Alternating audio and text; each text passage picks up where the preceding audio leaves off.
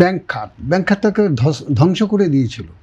সেখানে কোনো কিছুই চালু ছিল না, যার জন্য দেখবেন 8টা ব্যাংকে এক করে, একটা ব্যাংকের 5 ব্যাংকে এক করে, 5 ব্যাংকে একীভূত করে ইসলামী ব্যাংক করা, সম্মিলিত ইসলামী ব্যাংক। তো কেন করা হয়েছে? ওই ব্যাংকগুলো লুট করে নিয়ে গেছে হাসিনা সরকার, এবং অন্তর্বর্তী সরকার চেষ্টা করেছিল লুট করা বন্ধ করাটুকু তারা করতে পেরেছিল, কিন্তু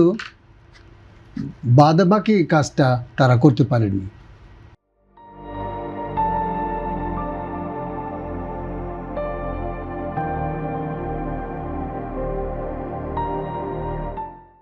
এই গভর্নমেন্ট স্বাভাবিকতা ফিরিয়ে আনার জন্যে ব্যাংকগুলোতে ভালো একটি পরিবেশ তৈরি করে ফেলেছে এর মধ্যেই, এবং আমরা এখন আর ভাবি না যে আমার যে টাকাটা গচ্ছিত রয়েছে ব্যাংকে সেটা আর ফেরত পাবো না, এই মনোভাব এখন আর কারোর মধ্যে নেই।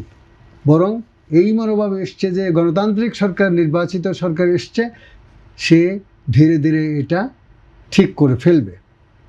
অর্থনীতি খুব জটিল এবং খুবই কুটিল বিষয়ও, তাই না? রাজনৈতিক জটিলতা এবং অর্থনৈতিক জটিলতার মধ্যে যদিও ঘনিষ্ঠতম একটি আছে, সহযোগিতা আছে।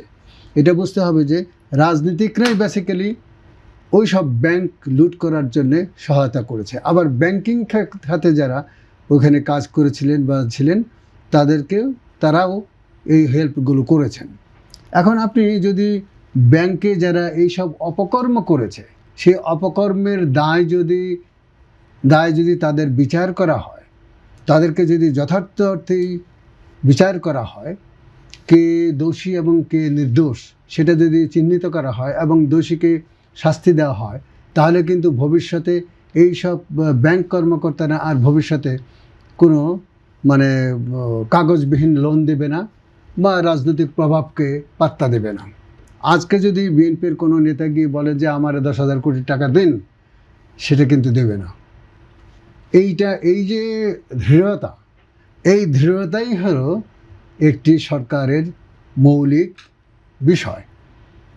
সেই দৃঢ়তাটা এই গভর্নমেন্ট এর মধ্যেই পোক্ত করতে পেরেছে, কারণ সে লুটেরা নয়, এই সরকার লুটেরা নয়, এটা সে প্রমাণ করতে পেরেছে। তবে দুর্নীতি যেহেতু আছে, আপনি এটা দেখবেন সমাজের প্রত্যেকটা সেক্টরে দুর্নীতি আছে।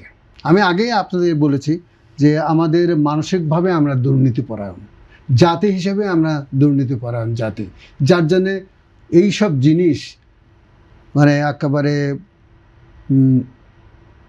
একটি লক্ষ্যে পুক্ত হবে, তার জন্য সময় দরকার।